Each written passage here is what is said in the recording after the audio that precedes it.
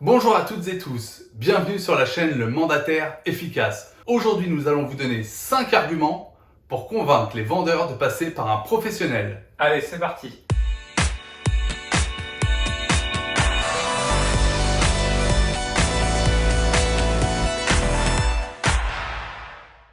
Alors, pourquoi nous voulons faire cette vidéo?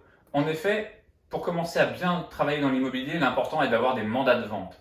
Or, des fois, quand vous appelez les particuliers sur la pige, on a comme réflexion, pourquoi devrais-je passer par un professionnel pour vendre mon bien? Je peux le faire tout seul.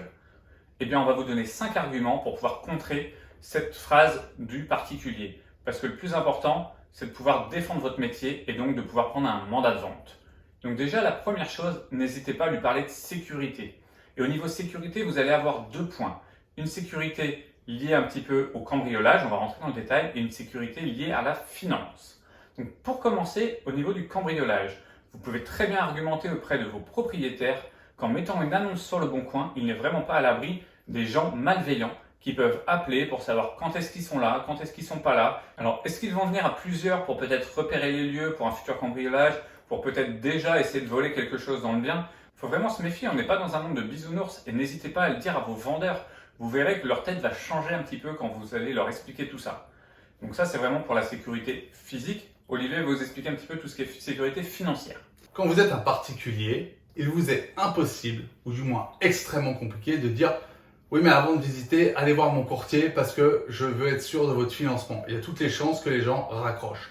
Donc quand vous êtes un professionnel, l'intérêt, c'est que vous pouvez donner l'argument de dire au propriétaire vendeur « Eh bien, nous faisons vérifier les financements. » Et c'est ce que vous allez faire parce que c'est ce qu'il faut faire. Il faut à tout prix que le courtier, et que d'ailleurs votre partenaire courtier, ait validé le projet de financement. Déjà, ça vous évite des visites inutiles et ça permet de rassurer le vendeur quant à une éventuelle offre qui sera une offre réalisable. Réalisable parce que finançable. Moi, pour vous raconter une petite anecdote, à titre personnel, j'ai eu un appartement à vendre que j'ai mis et dans mon agence et de particulier à particulier. C'était mon métier déjà depuis quelques années et pourtant quand je faisais des visites de particuliers, je n'avais pas la légitimité de pouvoir demander comment ils comptaient payer le bien, combien ils gagnaient, alors que quand je faisais une visite sans leur dire que j'étais propriétaire, que j'étais juste le conseiller, c'était hyper simple. Et ça, c'est vraiment un argument à mettre en avant pour fluidifier la vente et surtout, à l'heure actuelle, les taux sont bas, mais c'est quand même compliqué d'avoir un crédit. Donc, mettez en avant votre professionnalisme. Et dites bien aux vendeurs que quand vous passez de particulier à particulier, les gens ne vous répondront pas, alors que quand c'est un professionnel, comme le dit Sébastien, qui demande, les acquéreurs répondent aux questionnements liés au financement. Autre sujet, c'est l'emploi du temps. Effectivement, les particuliers ne vont pas avoir énormément de temps à consacrer à la vente de leurs biens. Ils vont pouvoir proposer lorsqu'ils ne travaillent pas, c'est-à-dire généralement le soir et peut-être le week-end. Et encore, le week-end, ils vont certainement avoir envie de profiter de leur famille. Donc mettez en avant, vous, votre amplitude horaire. Vous êtes professionnel, vous pouvez travailler de 9h à 19h et même plus, du lundi au samedi, ce qui va mettre vraiment une option de rendez-vous énorme pour vos acquéreurs. Ensuite, le particulier a une diffusion restreinte, contrairement à nous, hein Olivier? Exactement. Un professionnel va mettre sur une cinquantaine, voire une centaine, en fonction des différents réseaux, de sites les annonces immobilières. Un particulier va mettre sur quoi? Le Bon Coin et PAP au max. Nous, l'intérêt en tant que professionnel, c'est qu'on va diffuser le bien sur Se Loger, Logiquimo, Paru Vendu, Bien Ici. Bref, je ne vais pas vous faire la liste, vous la connaissez et elle est longue. Et cette liste est primordiale. Je vous prends un exemple très simple. Moi, sur le littoral, la plupart de mes demandes ne viennent pas du Bon Coin. Elles vont venir de Logiquimo et de Ouest France. Et ça, les particuliers n'y ont pas accès. Les particuliers vont vraiment se focaliser sur le Bon Coin. Et vous le savez, la clientèle qui vient du Bon Coin n'est pas forcément la clientèle la mieux qualifiée et la plus acheteuse. Et autre chose importante à mettre en avant pour la diffusion, parlez bien sûr de votre portefeuille client. Un particulier n'a pas de portefeuille client. Vous, en tant que professionnel, vous avez déjà des gens potentiellement acheteurs du bien à la vente sans avoir fait aucune publicité. Et n'hésitez pas aussi à mettre en avant vos réseaux sociaux avec lesquels vous pouvez travailler. Autre chose que vous pouvez mettre en avant auprès du particulier, le 4e point, c'est de parler du détachement que vous pouvez avoir vis-à-vis du bien en lui-même. Exactement. Quand vous vendez votre propre bien immobilier, vous avez mis des couleurs, vous avez mis des meubles, vous avez mis bref une décoration qui vous correspond.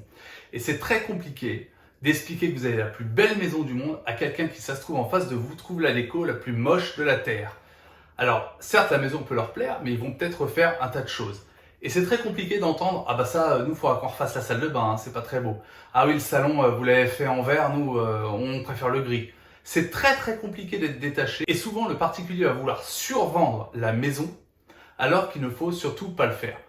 En tant que professionnel, vous pouvez expliquer à votre client vendeur que vous êtes totalement détaché de la maison. Vous n'y avez strictement aucun souvenir pour permettre de vendre efficacement son bien immobilier. D'ailleurs, n'hésitez pas à nous dire en commentaire si vous prenez une de vos visites avec des acquéreurs lorsque vos vendeurs étaient présents.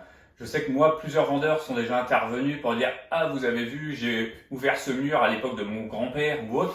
N'hésitez pas vous aussi à nous dire si vous avez eu des anecdotes un petit peu comme ça, de choses que vos vendeurs ont dit, qu'ils trouvaient géniales et qui pourtant, pour 95 voire 100% des gens qui allaient visiter, était quelque chose de totalement horrible dans le bien immobilier. Je vais même vous prendre un exemple qui m'est arrivé récemment. J'ai des clients qui souhaitaient acheter dans un quartier calme et qui détestent discuter avec les voisins. Et le vendeur a jugé bon d'intervenir et a dit « Oh, vous verrez, on a des voisins charmants, ils viennent prendre l'apéro quasiment tous les soirs. » Bon voilà, c'est sûr qu'il a marqué des points. Dernier aspect, c'est la négociation. Exactement, la négociation, lorsque vous êtes de particulier à particulier, c'est très compliqué. Parce que ça touche à votre portefeuille. Donc forcément, vous êtes tendu, vous ne savez pas quoi faire, vous ne savez pas comment est l'acheteur. Donc mettez en avant que vous êtes professionnel, que vous allez avoir découvert l'acheteur, que vous savez exactement combien l'acheteur est prêt à mettre, comment est-ce qu'il compte négocier le bien. Et surtout, encore une fois, il y a une sorte de détachement. Vous, ce n'est pas votre bien. Donc vous êtes capable de parler d'argent avec un acheteur et avec un vendeur pour pouvoir tomber sur un consensus de prix et du coup de ne pas rater une vente immobilière. Imaginons que le bien coûte 250 000 € net vendeur, qu'il y ait une offre à 200 000 €. Si c'est le particulier qui va la recevoir, il va se dire qu'une chose, qu'il aille se faire voir, je ne veux plus entendre parler de lui.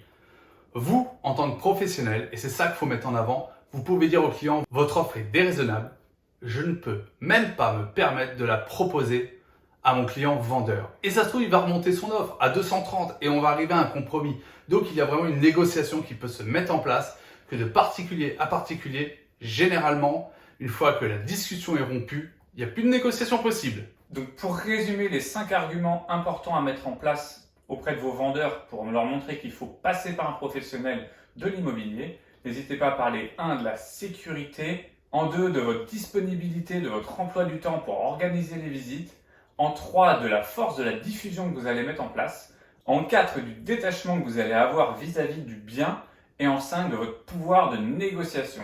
Vous le savez, les chaînes YouTube peuvent vivre uniquement si on les like et qu'on s'abonne. Eh bien, s'il vous plaît, n'hésitez pas à liker cette vidéo et à vous abonner. Nous, ça nous motive à continuer à faire ce genre de vidéos. On vous dit à dimanche prochain, 10 h pour une nouvelle vidéo. Pour travailler efficacement et vivre sereinement. Excellent dimanche. Bon dimanche!